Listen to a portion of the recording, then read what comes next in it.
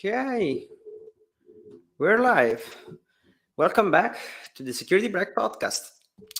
Once again, I think this is, we are on the 27th episode, which is pretty great, I would say. And I'm so happy and so excited to welcome IPSec to this new episode. Hi, how are you? Good. How about yourself? Yeah, pretty good. And I'm so I like so much to reiterate on the fact that I'm saying hi, but just pretending we didn't meet before before going live, right? Yeah. No, that's okay. That's very cool. As I said, welcome everyone. If this is the first time you're watching this, this is just a little project. I will probably say a podcast of mine where I invite cool people like APSec today, just to have a chill conversation on what happened recently in the security realm. So I can basically learn something just talking with people that maybe have a different background, different knowledge base, just because they did something different in their life, career, or whatever. And I think there's a lot of value in that. And hopefully, the conversation itself can be valuable for you watching this or listening to this as well. I'm pretty sure everyone is gonna know you already, but would you mind having a quick introduction of yourself? Yeah, so I'm IPSEC. I do a lot of just CTF videos, primarily over Hack the Box nowadays. I think I've been doing it for 6 years, maybe 7 years. Almost every week, Saturday. Sometimes I do them midday as well. Before that, I was big into esports. My game of choice was always StarCraft and StarCraft 2, but mainly I just do a lot more CTF videos nowadays and security work. I had to give up a lot of the gaming to learn this field because if you're not in infosec, it is one of the most demanding, like time intensive fields out there. Absolutely, I agree with that. And part of the goal of this project is trying to fulfill that kind of requirement, because I feel like I should read a lot, right? I should know about everything is going on in the industry, and I don't usually have time for that, right? Because for the work, and I have a social life other than this. But if I'm into this, I know I have to talk with you today, so I'm a little more incentivized to read something and to collect some information that could be useful. And maybe you watching this, maybe you didn't have time as well, but you can just catch what we are talking about. And I'm also going to paste in the description of this video all of the links to the resources we're going to talk about. So when you have time, you can also deep dive on yourself and make your own opinions, and maybe let us know later if you have to say something about it. Maybe we said something wrong, could be, right? At least for me. So just, please correct me, or let me know if there's anything else that we should know about this. So just a second before we start this, I see some people watching. This is live, but you can definitely rewatch this later on YouTube, or re-listen to it on Apple Podcasts, Spotify, or whatever platform you like more. And I have a pretty big news for this episode. This is the first time ever that I'm doing a little giveaway. I'm gonna share my screen in a second. Basically, I'm going to take this book right here. I don't know if anyone knows about it. It's The Art of Deception by Kevin Mitnick.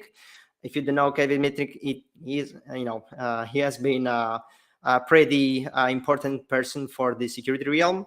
I think, yeah, he has something like the most wanted hacker or whatever of the world at some point. And he wrote a list of different books, which I think are pretty cool, and anyone I think can read them. They're not very technical, but still very useful. I read a couple of those. So what I'm going to do is take 3 of these books, The Art of Deception, and for anyone who is going to subscribe to the channel and post, comment this video with SB giveaway, the hashtag, I'm gonna put that in a banner in a second. Whoever wants to do that and to try to win one of these books, you're more than welcome to try. Comment that, and I will reach out on the 25th of February when this giveaway will be over. So there are 3 copies of that. Subscribe or comment, and comment actually. And yeah, let's see who wins. Thank you so much. So that's it. Now, let's just start with the format, which is very easy. We have a bunch of news from the last week. I'm sharing the first one of those on my screen. I'm going to introduce the news itself, so the article itself, and then we'll just have a chat about it to see what we think about it. Mm-hmm. So one, probably you read about this already somewhere. It's been pretty huge, I will say. I'm talking about the new product that OpenAI is going to publish very soon. But they actually shared something that that can be done with this product already. It's called Sora, and it's AI for generating videos. So we knew already that It could easily generate text or images with a lot of different tools that you can find on the internet. And of course, OpenAI is providing some of those. But for video generation, I think there were not so many of those tools already, or they were not really great in terms of quality of the video that is being generated. But this time, they actually shared a video that I can actually make it run on the background here with what it can be done with this tool, and it's pretty amazing, I will say. Like it's something that looks like very professional, and the people looks pretty real, I will say, which is the most concerning thing. And if that's so easy, you can just write a phrase and the tool will do everything. That's very easy, right? That's pretty easy. It will save a lot of money and work probably for all the people doing this for work. But also, the thing that it's specified in this article is that, of course, there are security concerns about this. There were already with text and image and audio, but if you can simulate a person moving, saying something, talking, and maybe you can write whatever the person is going to tell, basically, right? You can fake anyone telling anything. Okay, this is not something new. We know it already as deep fake. So basically, the art of making someone else saying something you would like them to say, and AI is really an enabler for that kind of threat. Now, I think that's pretty much the news, right? That's what the article is saying in very few words. And I would like to know, what do you think about this? Like, what were your first thoughts when you saw the video, when you read the article? Yeah, my first thoughts were kind of blown away, kind of just like when ChatGPT came around. Like, I didn't think computers could understand language that easily, or that well, I should say, I guess. This, like, it was amazing, and most of the videos are pretty spot on. There's a lot of like perspective things that it screws up. I know there's one where like a lady walks over top of some things at the beginning, like in order to get the video into the correct spot. There's some mistakes, but like in the middle of the video, it's perfect. Um, but secure, like when I read like they were giving early access to red teamers on this article, I was kind of confused. I was like, why red teamers? And I thought about it and just thought like we already see this as a problem before this technology with like all the crypto live now YouTube scams where like the deep fakes of Elon Musk talking, saying send me Bitcoin or whatever. Um, I think it's going to really compound once videos are in play.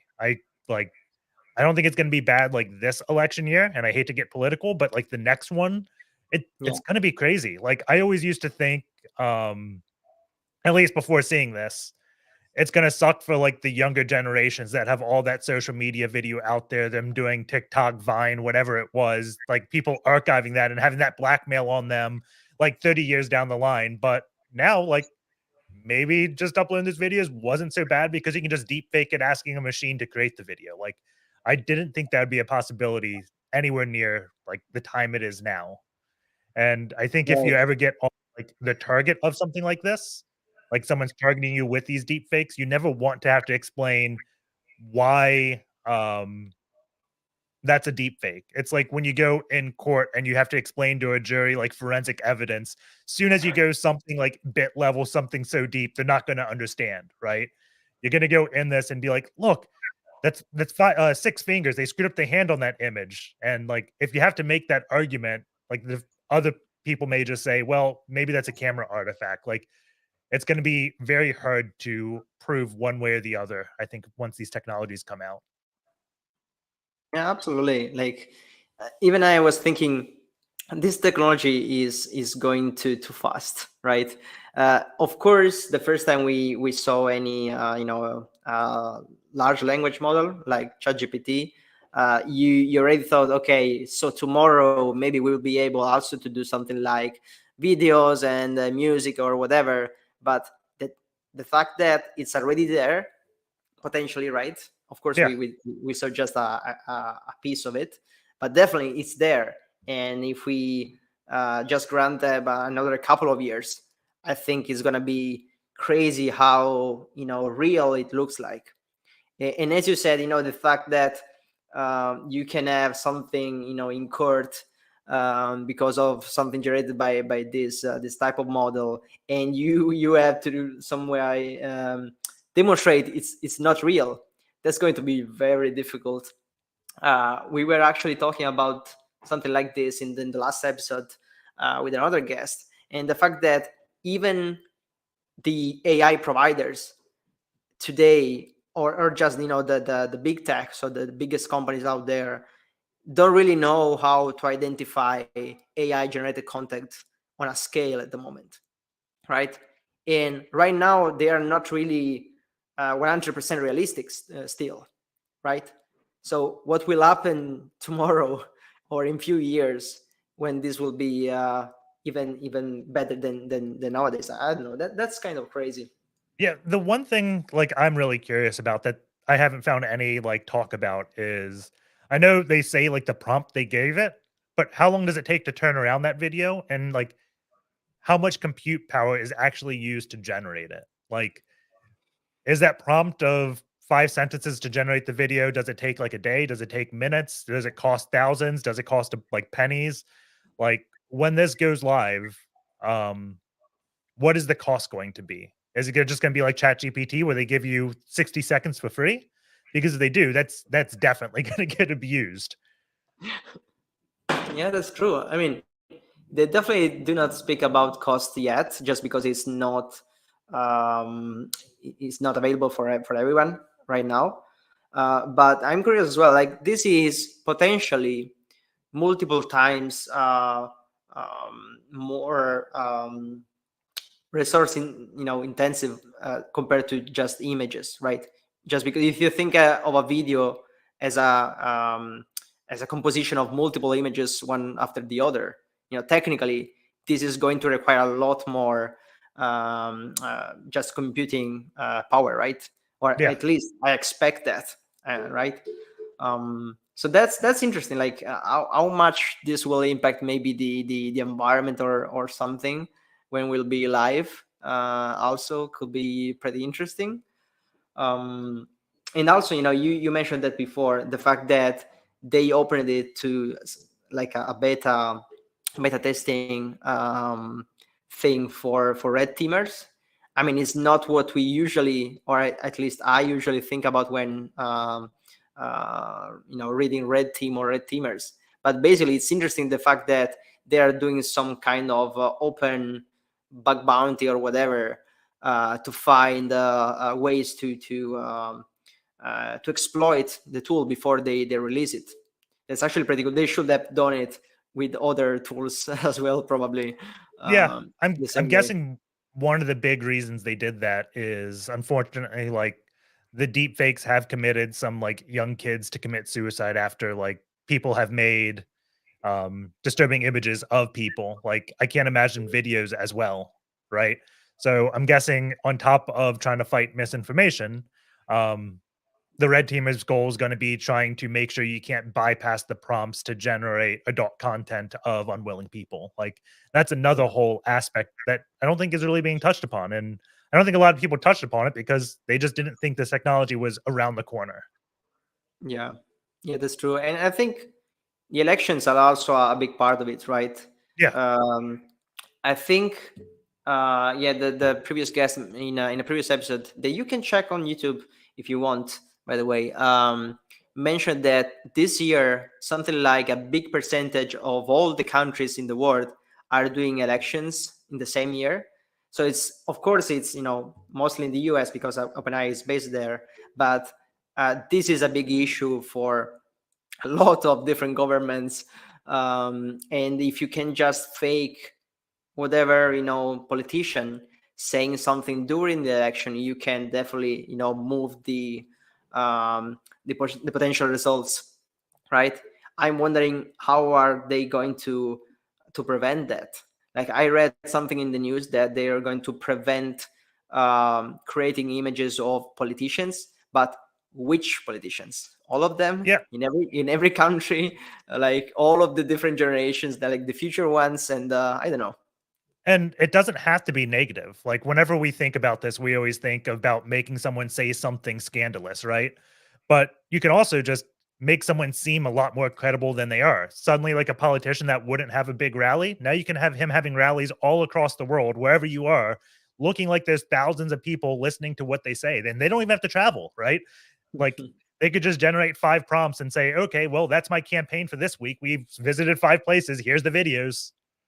Yeah, that's true. Like it's about manipulation, right? It's Yeah. a very big topic. It's not just about saying something bad or making someone else saying something bad, but just trying to manipulate maybe another government elections because you have some interest in it. Right? Yep. We saw that previously with Russia, trying to manipulate the United States elections, and surely this is already going on with other countries, and this is a very big enabler. Like this was already possible, this was already done before, this kind of technology, but these make everything so much easier, maybe so much more effective. I would say, just looking at someone like a face saying something, I think it's more can have a bigger impact, right, than Yeah. just some text. Yeah, definitely. Yeah, this is pretty interesting. And if you didn't already, just go in there and watch that video just to make yourself an idea of what this is going to be, because it's close. They didn't say if this is going to be released into 2024, but hopefully I think next year or very very close it will be available, and I will be very interested in try it and see what it can be done. But if you agree, I think it's okay to move to the next one. Yeah. We have a bunch of different news, so we have limited time to dedicate to all of them. So let's move to the second news here, and this was, at least for me, pretty interesting.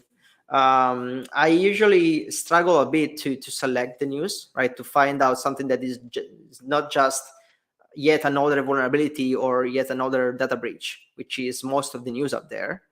And I try to see if I can find something a little more interesting, a little more relevant. And this definitely, looked like that, at least to me.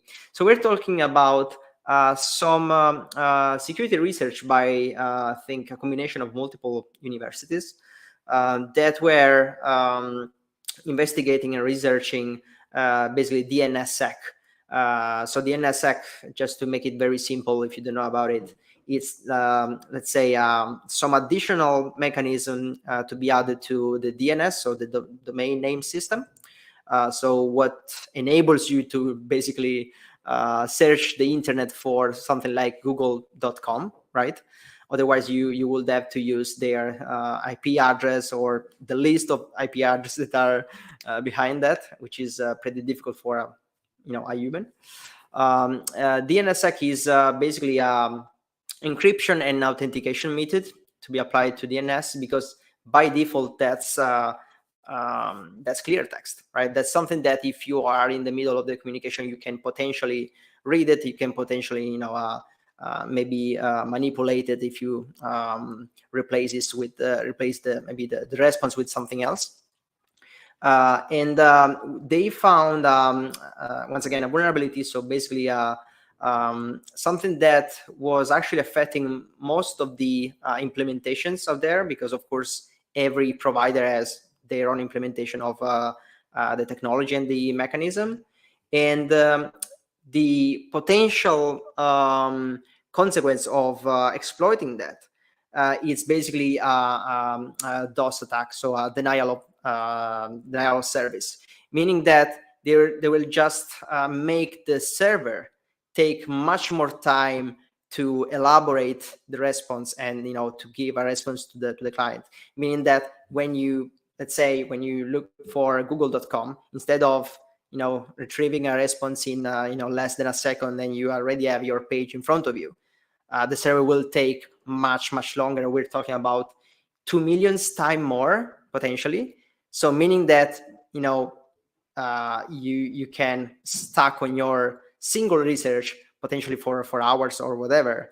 And if you do that on a scale, like if you're going to attack, I don't know, Google servers, which are one of the most used ones out there, you're probably affecting most part of the internet at the same time.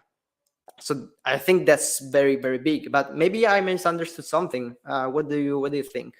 No, it is definitely a big vulnerability. The one interesting thing about DNSSEC is it mainly just provides the integrity of data, so it can't be tampered with. It doesn't provide confidentiality. Okay. So there's no encryption at place. It's still going to be in clear text. But the funny Okay. thing about DNS is whenever like there's a vulnerability against it, it's almost always going to be denial of service.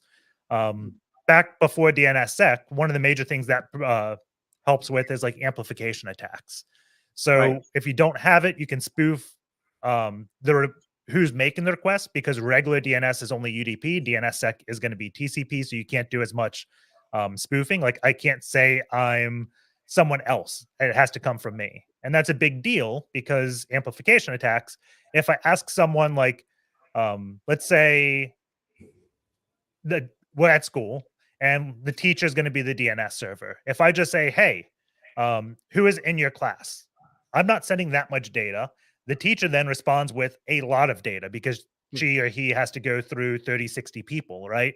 So now if I spoofed who I was, I said it was someone else, I send very little amount, and then I trick the DNS server and sending like 10, 20 times that amount to someone else. That's the amplification attack. I don't know exactly why I went on that tangent because DNSSEC isn't vulnerable to that. It's somewhat vulnerable to something similar. And this whole KeyTrap thing is I'm making a request. I somehow didn't put enough information in it for the DNS server to completely verify my request was legitimate. So what it's going to do is spin a bunch of cycles up trying to validate that request is legitimate. And instead of taking like microseconds for that request, it's now suddenly taking 56 seconds or minutes in order for that request to complete. So I can send a lot more packets to it, fill up that CPU, and then it can no longer be a DNS server because it's just working on my requests. And it doesn't sound like a big idea to most people, but I think it's really nice that something like this did get patched because, again, I hate to go political, but a lot of these news articles kind of hamper towards that. If we ever went in like a time of war, that's when like denial of service becomes a big deal. And this whole day to day, we don't really care that our services aren't available because we don't have people purposely shutting them off, right?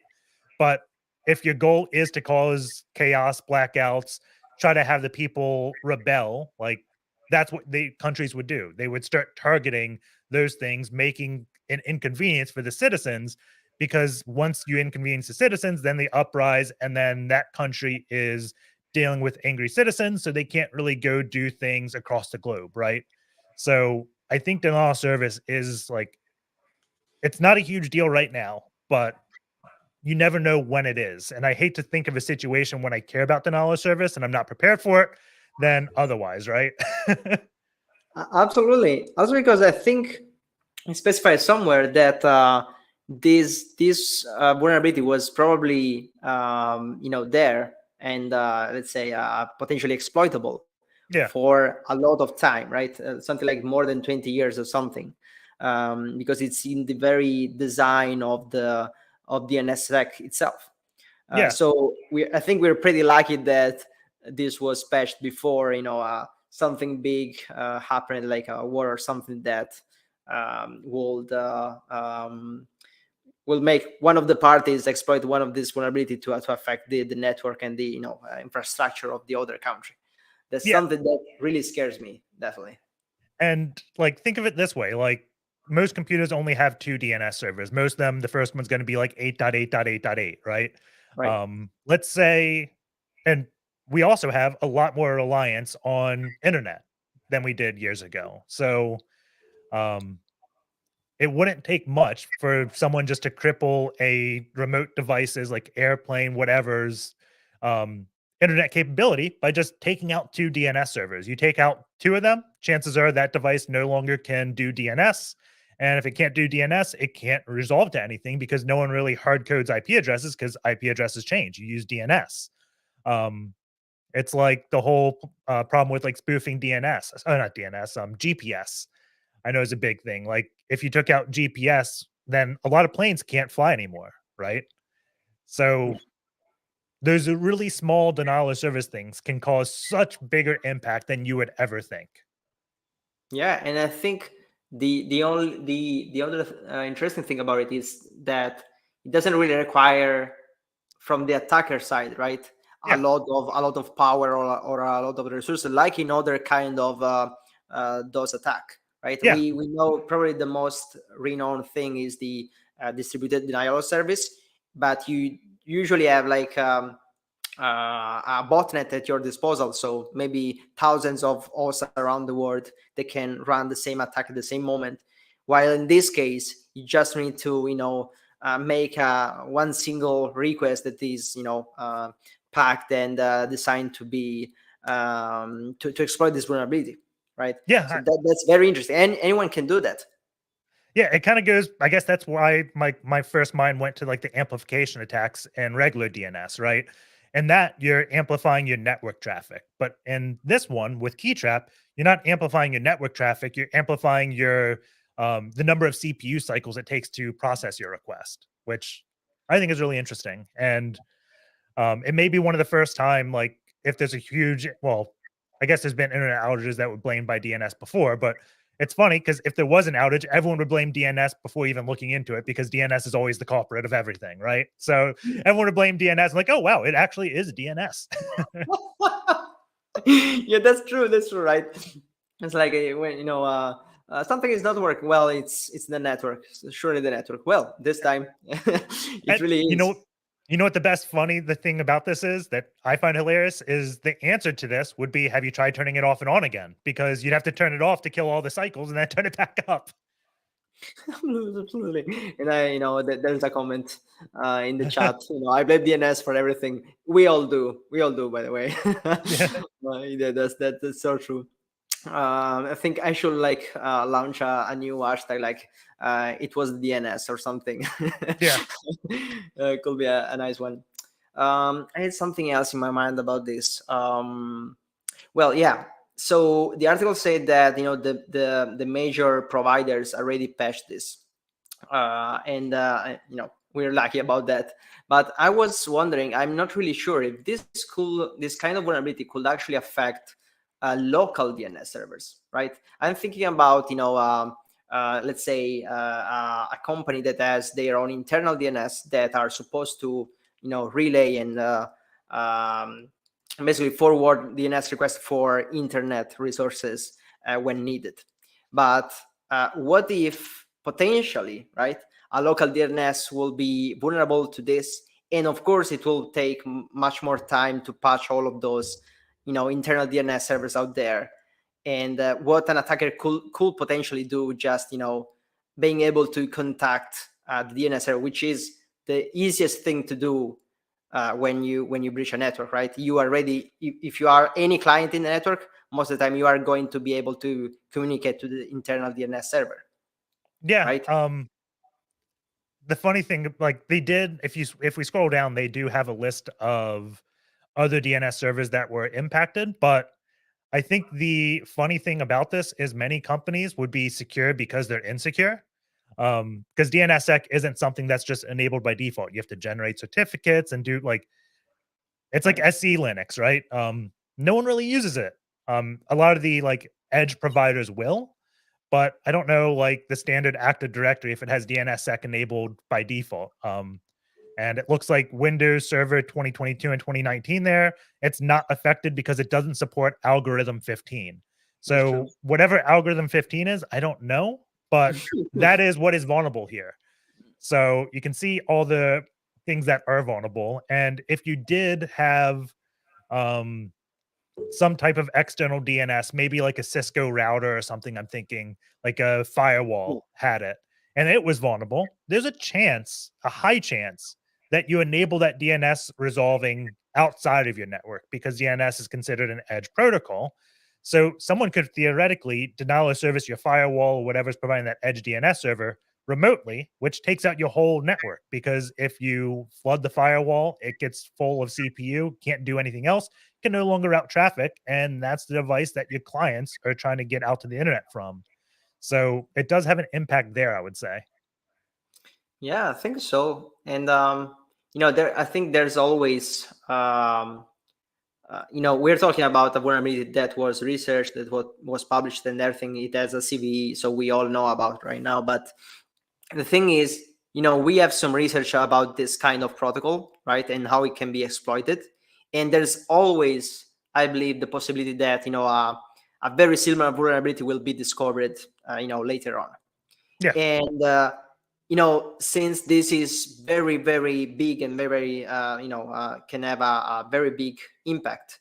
If I, let's say, if I'm part of a state-sponsored group, right, I read about this, I definitely want to spend some time to research and find out if I can, discover another vulnerability which is similar to this, and is potentially affecting local DNS servers. So I can, once again, just breach a specific component that I'm targeting, and when I'm there, completely block, everything inside it, just with a single DNS request, or something similar to that, because it's gonna be slightly different than this one.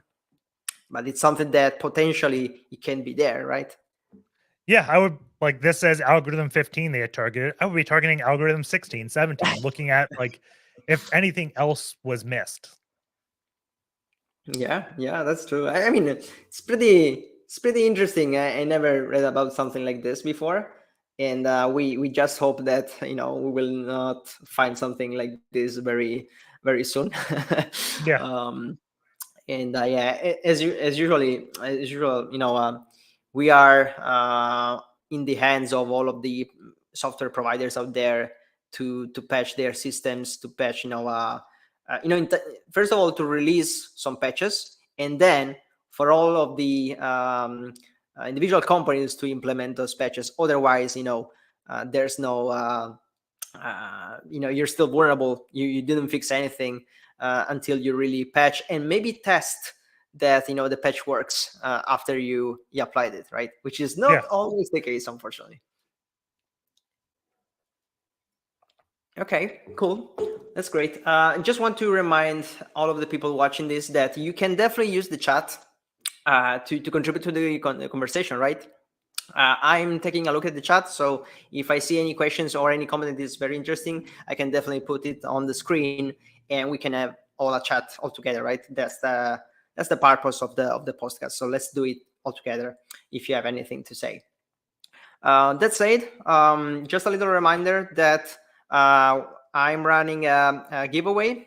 You can see it in the banner right here. So if you want to win one of 3 copies of The Art of the Deception by Kevin Mitnick, consider subscribing to the channel and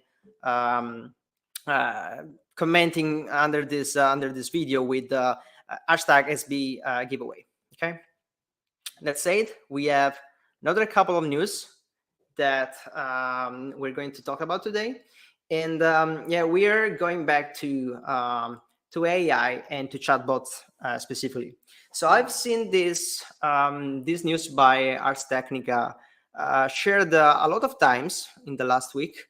So apparently it's pretty interesting for some people, even though it's not. I will say it's not probably specifically security related in the traditional way we use the term, right?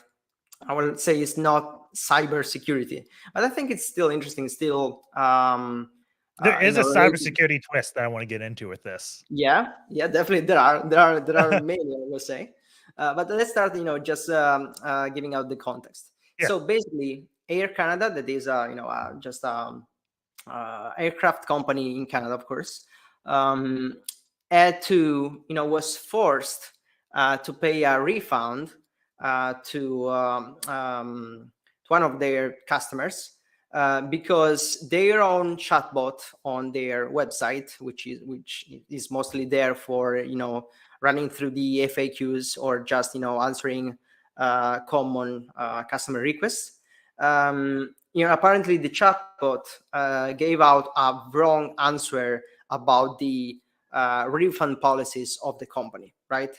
And since the customer just screenshotted the reply the chatbot did, they went there and basically fill out a compliant to say, this is officially from your website. This is your official information, and if this is wrong, it's your fault. It's not mine. So I need a full refund, right? So this is very, very easily summarized and explained. And once again, if you want to understand a little more, I will paste the article in the article link in the description of the video, so you are able to deep dive yourself. Now, I think there's, as you said, there are a lot of implications to this thing. Maybe this is the first time we hear about this, but everyone is using chatbots nowadays for their websites. They were doing it even before ChatGPT with earlier versions of what we call AI nowadays. And the fact that they could be wrong, and we know that there are multiple scenarios that in which they could definitely be wrong in what they say. Maybe because they were not trained in the best way possible. Maybe because some of the information you ingested to the AI during training was not perfectly correct, or you changed that policy later on, right? Maybe you trained with some information, that information changed later. At some point, the AI could be wrong, and still, this news is saying that at least in Canada, every time a chatbot says something wrong, that's the company's fault. And if there's any money to be refunded or something, the customer has the right to ask for it and to receive it. So that's already pretty big on itself. Yeah, like when I first read this, I was like, no duh. And I didn't really think of the implication, right? Like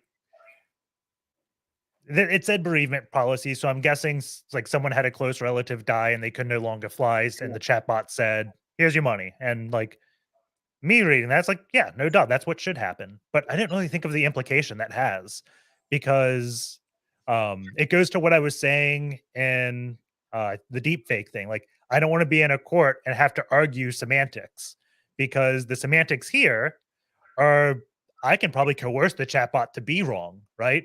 We know Right. prompt injection is a thing. So this didn't happen naturally. I mean, this happened naturally, right? And that's how a lot of security vulnerabilities are. They just occur naturally. No one's really out to look for them. But now that people are like, oh, that loophole exists.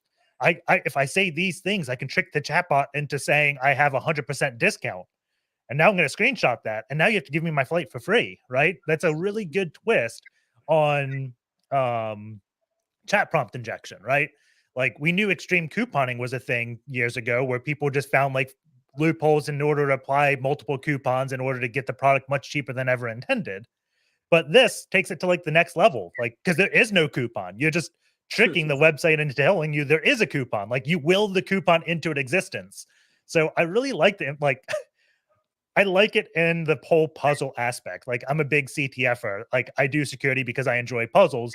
This just made a whole new puzzle for me. I wasn't really excited about chat prompt injection because I wasn't excited to have like Chat GPT give me some bad code that it wasn't supposed to do. And by bad code, I mean like malware, like malicious programs, because I can make those. I don't need Chat GPT to. It is fun having it like say, I won't make that for you, then say a phrase, and then it goes, here you go, here it is. I didn't know that was the legitimate purpose. Here, I'll give it to you. Like, that whole chat prompt injection kind of seemed cliche, I guess. I don't know a good word. It didn't seem like, it never interested me. But the whole extreme couponing injection, like, that interests me. Like, any company, like any website that has a chat bot that can talk about coupons and lowering price, like, I'm all for that. I recently just had an Amazon purchase. I bought a 6-pack of tea and they sent me a single box of tea instead of the 6-pack. So I went online and the chat bot just said, keep your 1 box. I'll mail you the 6 next day. So I was like, oh, sweet. Like, Amazon has that. You can probably use some type of weird chat prompt injection in order to have cheaper things on Amazon. Now, it probably violates Amazon's license and you won't have your Amazon account for long, but hey. Yeah, that's exactly what I was thinking about when reading it, and that's probably the biggest reason why I selected this news right here. So I'm really glad you took the chance to mention that. And there's actually an interesting comment in the chat once again. Kasra is saying, chatbots always create more problems than solving them. And I mean, that's partially true, I believe. And that's always true with any new introducing of any technology, right? Because we know if we're talking just about security, every new piece of code, every new piece of technology you add to your infrastructure, that's basically a little more of attack surface that you can use to exploit it, to cause issues or whatever. So I believe that's always true for any kind of technology, and it's not just related to chatbots. But it is true that we already had chatbots from a long time now, and I don't think and this is basically a proof that they are not mature enough, I would say, as a technology to be used like we are using it, just because it's really new. Everyone is excited about it, and everyone wants to use it because potentially can save a lot of time and money for companies. Yeah, But yeah, it is really, really shiny and anyone can understand it. And like the first time you ever use it, you always think about all the possibilities, just like that whole AI video. You think, oh, wow, all the things that we can now create because of this, but you don't think of the implication, right? And chatbots, yeah, they're going to create a lot more problems than because those problems didn't exist before. It's like if eating fish causes any problems, well, there's problems that didn't exist before fishing was invented, right? right. So I think chatbots, they will be a good thing. There's going to be a lot of like the golden era for security people is probably really soon of us having really like fun with them. I know like a lot of people trying to get in InfoSec. They're like, how do I do it nowadays? Things are just so much more secure than they used to be. Back in the 90s, you had Telnet. You didn't have things like encryption. Well, if that's your mentality, get into chat prompt injection because there's no security right there. Like it's the golden era in that time, right? Yeah, Everyone's at the ground level. absolutely. It's probably really the next big thing for bug bounty, I believe. And especially because this is definitely a good challenge for whoever is already in bug bounty. And I believe this does not require code at all.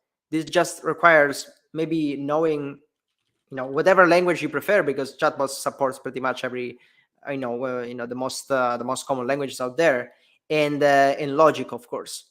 So potentially more people can try to do that compared to all of the other technologies that were accepting other kind of languages. I don't know, SQL Yeah. injections or whatever.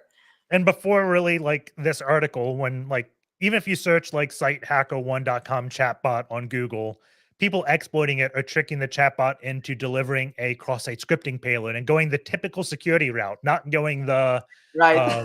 prompt injection to get a coupon, right? And that's typical security. Like I can't tell you how many people complain like I got domain admin on this network and the client didn't care. It's like, well, did you show them the implication of you having admin? No, they should understand what admin means. It's like, no, the CEO doesn't understand that technical jargon. You said something was bad. He's used to hearing it and he moved on. You didn't really relate it into a way that they care about. So I think this will actually do it eventually.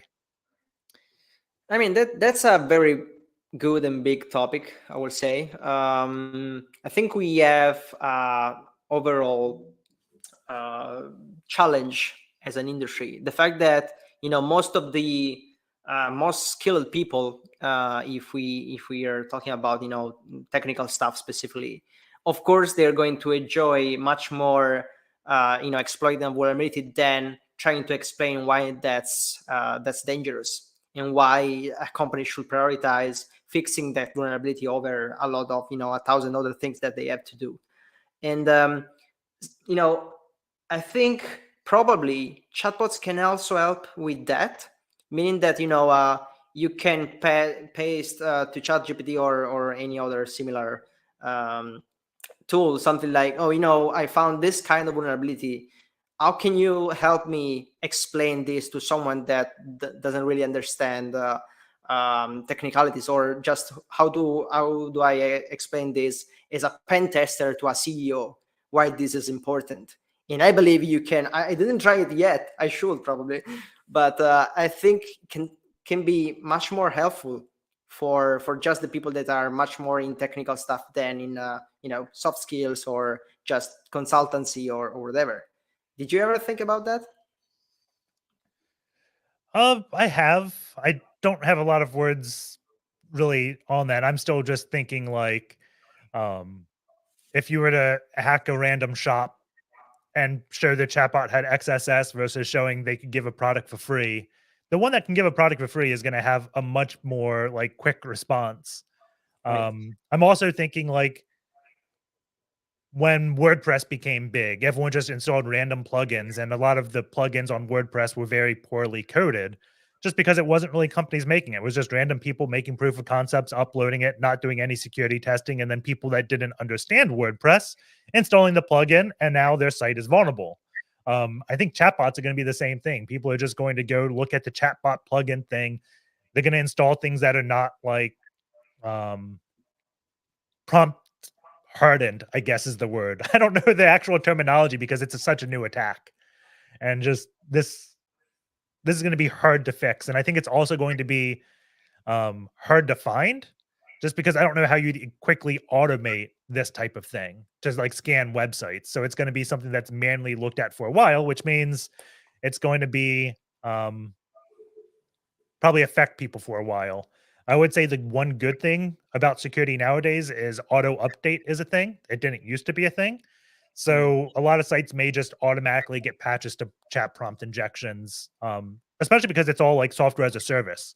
So maybe Chat GPT, if they're using that as the backend, puts a patch out to prevent that one attack. So now the plugin code, even though it's vulnerable, isn't immediately vulnerable because you have to do something extra. Yeah, it makes sense. I was actually wondering, maybe I think I'm pretty ignorant about this, but I'm thinking about, is this as easy or as fast to fix a vulnerability on a chatbot than you know any other piece of code or any other web application out there, or it's also more difficult, or it takes more time to fix something like this?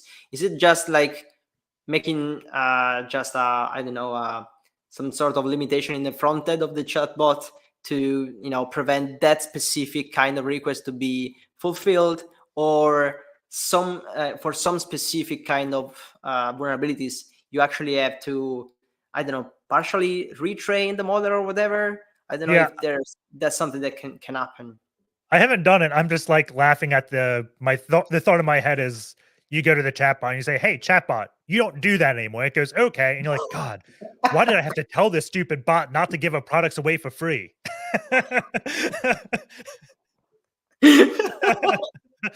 Yeah, that's I didn't think about that. Maybe if you have admin rights, you can do that. You can Yeah, just go there and complain. Why did you do that? Just stop doing that, and yeah, that's done. Maybe tomorrow we can do something like if the admin panel of your chatbot could actually accept only normal language, natural language, and you can just say, oh, stop saying something about elections. You shouldn't yeah. you shouldn't do that, and they just stop. That would be cool.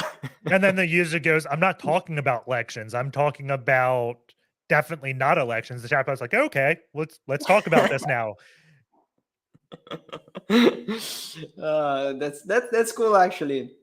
I never really thought about that before.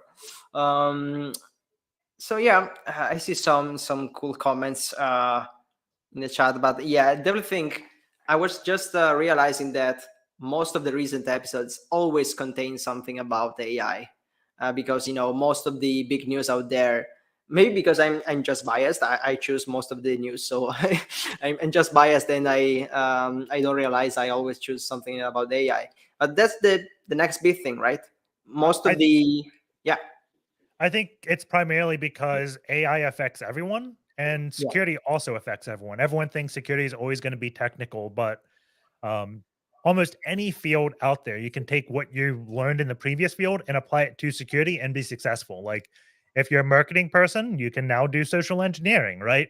Like security is everywhere and AI is going to be everywhere. So it's natural just to find articles about AI that weren't really security, but always have a security implication, right? It's just like the whole Sora, the AI generating video. You wouldn't think that's a cybersecurity thing, but when you think about it, it actually could be, because there's a lot of just security implications in technology like that. There's security everywhere, right? Like if it's physical, like if you can break into a building, that's security. If it's Yeah. digital breaking in, that's security. If you cause a service to go down, there's a security aspect. There's security everywhere. So you can relate everything to security. And since AI is now affects like driving, videos, chat, images, of course, like security is also going to be on the back burner to all of those things. It's a good day to be a security professional. Yeah, definitely, yes. I mean that's so true. I agree 110% to that. And I think that's also one of the reasons why I'm doing this podcast right here, just because, as you said, security is affecting everyone nowadays, right? Everyone.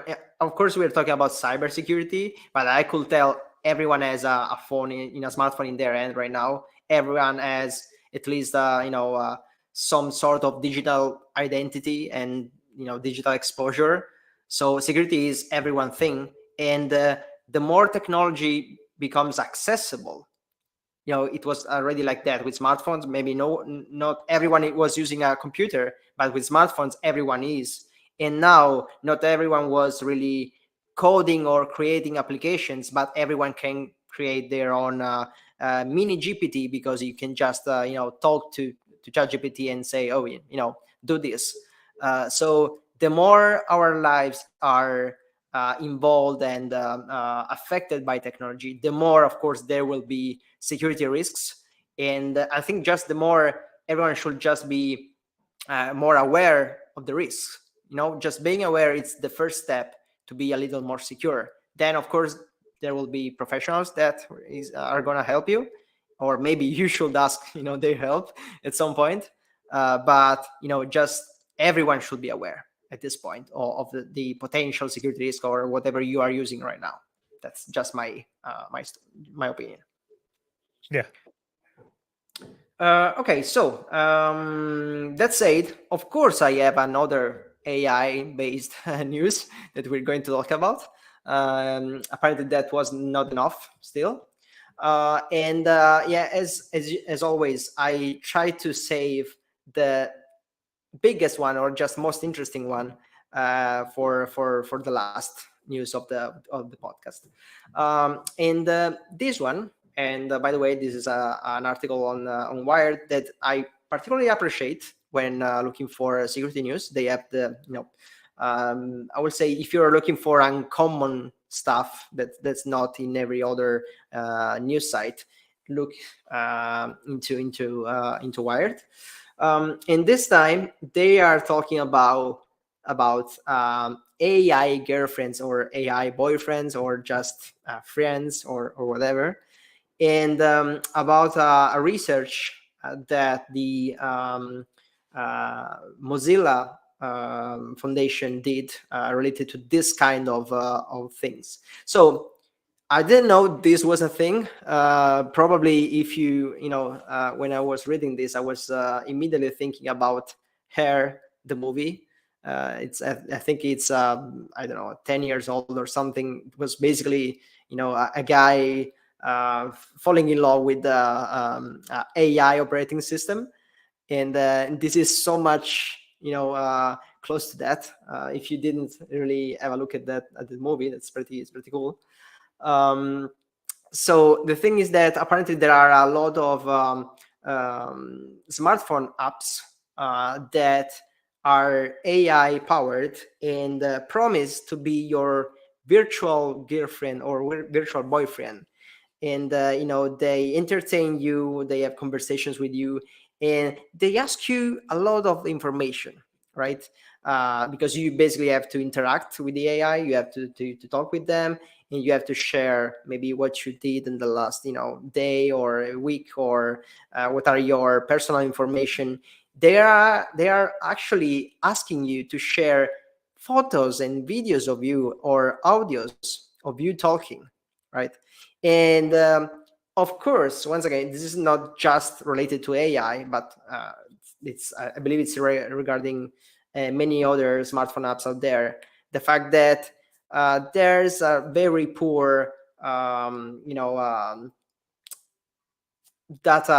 privacy focus on how they treat the data that you are sharing with them, or what kind of information they are really collecting, or to who they are really sharing those same information, right? This is more, I think, I would say, probably related to data protection and to all of those privacy statement that everyone making a software should put in their app or website, to say what kind of data am I collecting, why I'm doing so, to any third parties that I'm sharing those data in, for what reason. Okay, this is something that at least in Europe it's enforced by GDPR, but I know multiple other countries are making their own GDPR thing nowadays. And of course, all of those AI girlfriends out there do not really have any statement like that, or they are saying just false things, right? Because they say, oh no, we're not sharing anything with anyone. And then if you just sniff the network traffic when you're using the app, you are actually connecting to hundreds of different companies in any country, China, Russia, United States, or whatever.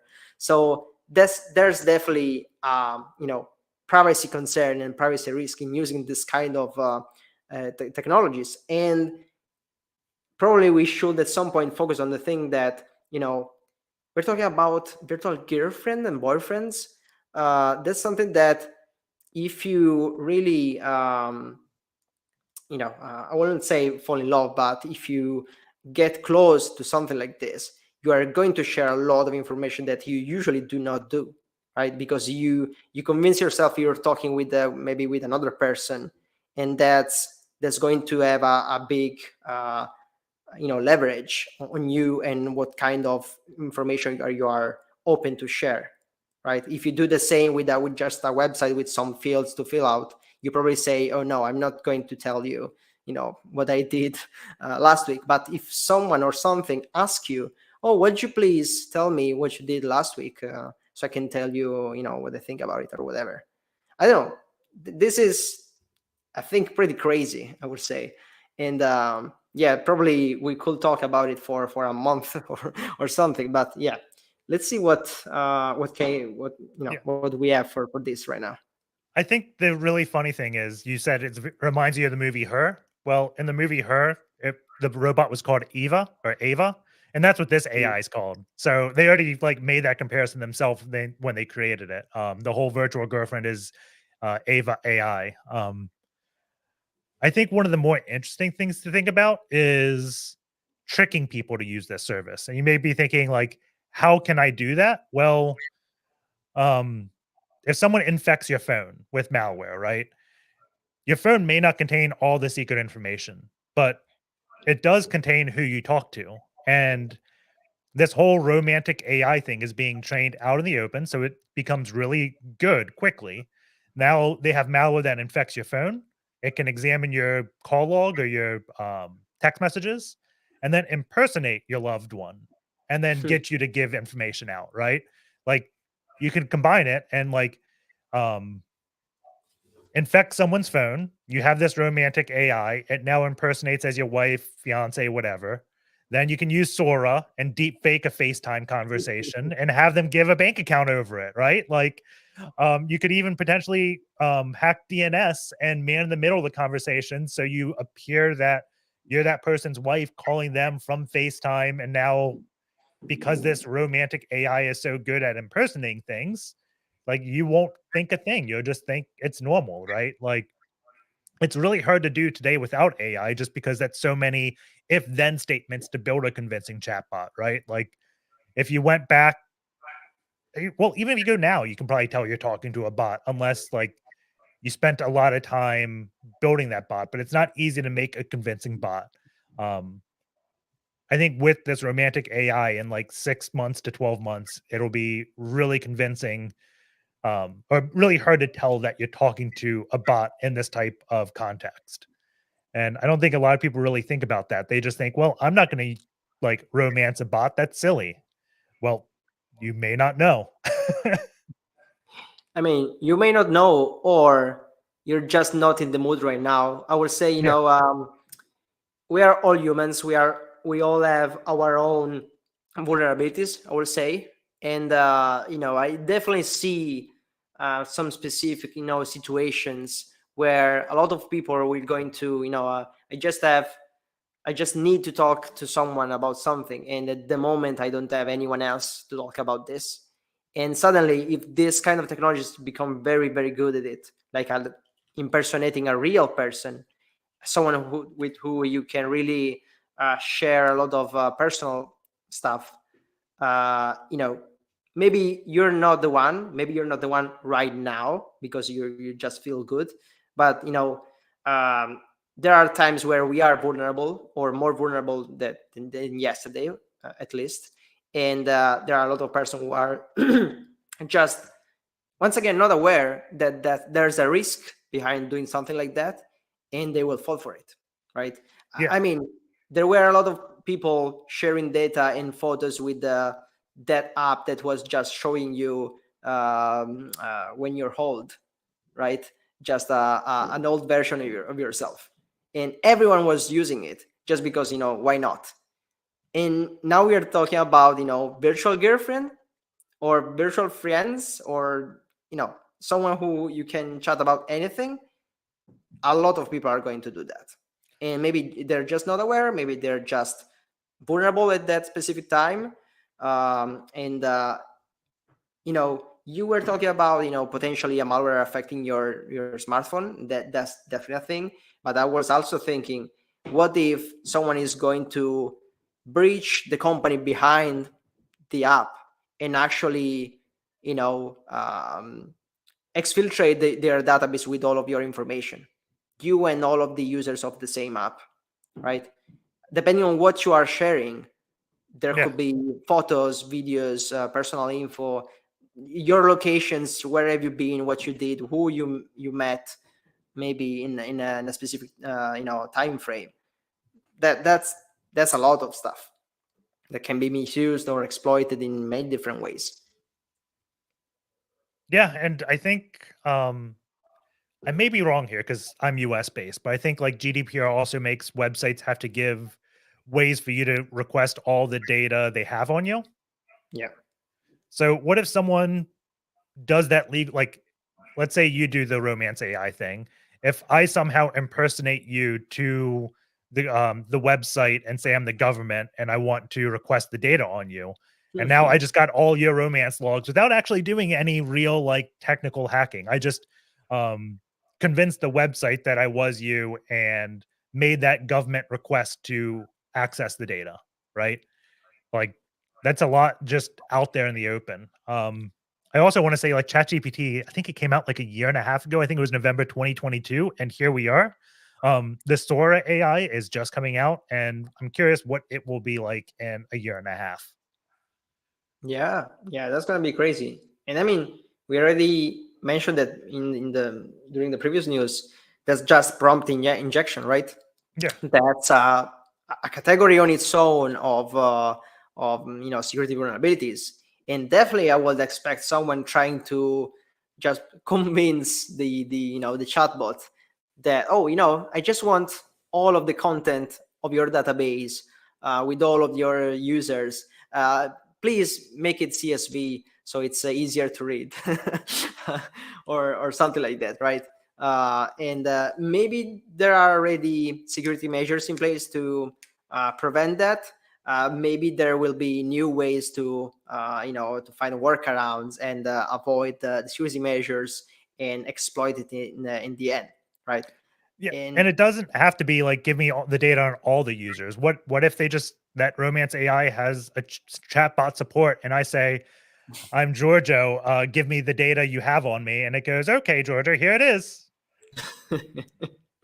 Yeah, it's definitely has some implications which are pretty crazy. And I believe this is at least as big as some data breaches that we had in the past for meeting, online meetings sites, right? I think some of the most private informations are going to be shared on something like that.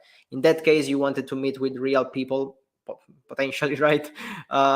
Using a meeting website. In this case, maybe you are already meeting or just talking with the chatbot that they are providing you, and still you are going to provide some information that you don't really want maybe to share with the public.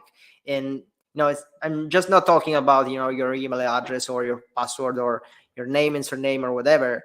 There could be I don't know, political alignments or how do you say that, religion alignments or whatever, something that can be very private that you maybe didn't share with the rest of your friends and families, and can have a very big impact on you personally, right? I you know I'm back at the thing that security is everyone concern and thing, because it's not just about your digital data. Maybe you don't really care about what are what is your IP address or what are your photos, but there could be just that little secret that just for a joke you told to the chatbot that can really impact a lot your daily life.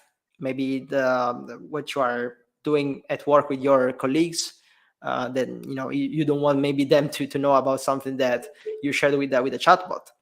And you know some people can do very how can I say this, let's say politely, very extreme things for some this kind of data exfiltration, let's say. um, we definitely have to be aware of this. If you know anyone that any friends, any family member that is using something like this or read about this and it's interested, maybe consider telling them what are the security implications, something like this, Yeah, because it can be very useful. it kind of reminds me of Ashley Madison years ago when they got breached, like the online escort service type of thing. That Yes. wasn't using bots, right? But just imagine the blackmail of all the married people that are cheating, like doing emotional affairs with chatbots. Like someone Yeah. could find out. They may just do blind emails saying, "Hey, we know you use this service. We're going to tell your spouse that you use this service," and deep fake something. And like, you have to prove you're not using the service. How do you do that?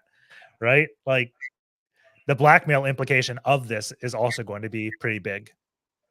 Yeah, absolutely. Like I can just ask you for a lot of money, just to not share the kind of information with your relatives and Yeah. friends, right? That did happen in the past.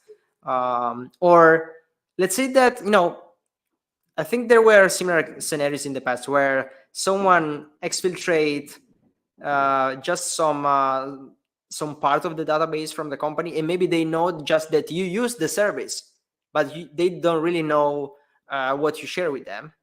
I think that Still, was the Ashley Madison. I don't know, like, that was the one, right? yeah, Yeah, probably. just uh, emails, passwords, and things got exposed, but they like blocked all the passwords so you couldn't really log into those accounts. However, since all the emails went out, you knew who was on the service, and just being on that service was enough to like cause huge amounts of chaos. So yeah, yeah. And just let's say that I don't know, someone who's married and was still using, maybe just as a joke, something yeah, like this, to try it out. And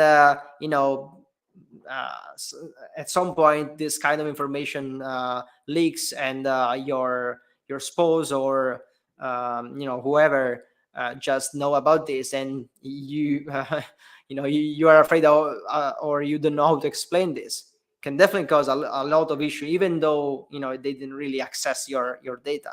And by the way, how do you know if they did or not? They can just tell you, oh, we know you did that, you use that kind of service, we have your data. yeah, uh, I mean, are you going to risk and say, oh, you don't have that kind of information, so I'm not going to pay you or something? Yeah. There's a comment here saying a nice, easy way to recruit spies for governments and private security. I mean, Yeah. there can be a thing for sure. Yeah, there are a lot of implications. As I said, depending on who you're talking about and how they just elaborate information, how they think, you could end up talking about this forever and always learning something new just from a single news, right? And I think that's just incredible for me. We always say, there's a in this industry you have to study a lot, you have to do it continuously, and maybe there are too many information out there, so it's pretty tricky to know where to start or where to focus on. But in reality, I think everything can be used out there to learn something new, right? From the very basic and easy stuff you find in a security news, and if you just pivot from there to, I don't know, study prompt injection, and maybe tomorrow that will be your first focus as a professional. I could definitely see that, right? That tomorrow we will have just prompt injection pen testers just doing that. I think that's a start. Yeah, once again, you're doing this here. Potentially, just take the news and go talk to your friends about it. You can learn a ton of new stuff in the same way. And maybe if you want to come back and just tell us what you learned in the process, we will have a little of that value as well, I believe. So I think we reached the end, unfortunately. It's always I will always continue, right, with all of the guests, and potentially continue forever, but of course we have our own lives. So the idea is always that those links to the news are going to be in the description.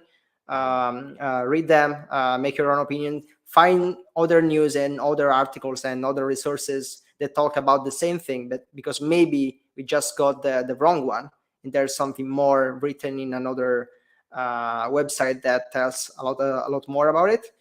So do that, do your own research, and just learn every day, I would say.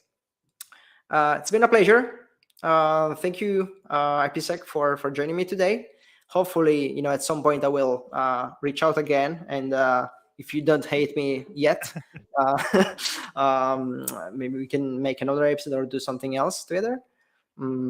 But yeah, in the meanwhile, thank you, everyone, and see you on the next episode, I will say. Yep. Thank you for having me. Take care, everyone. Yeah, bye-bye. Oh, and by the way, remember about the giveaway. If you don't subscribe and put the hashtag SB giveaway in the comment, you're not participating. So just have a thought about that. Yeah, once again, thank you, everyone. Have a nice day, morning, evening, or whatever, based on where we are. And yeah, keep in touch. See, just stay tuned for the next episodes. Bye-bye, everyone.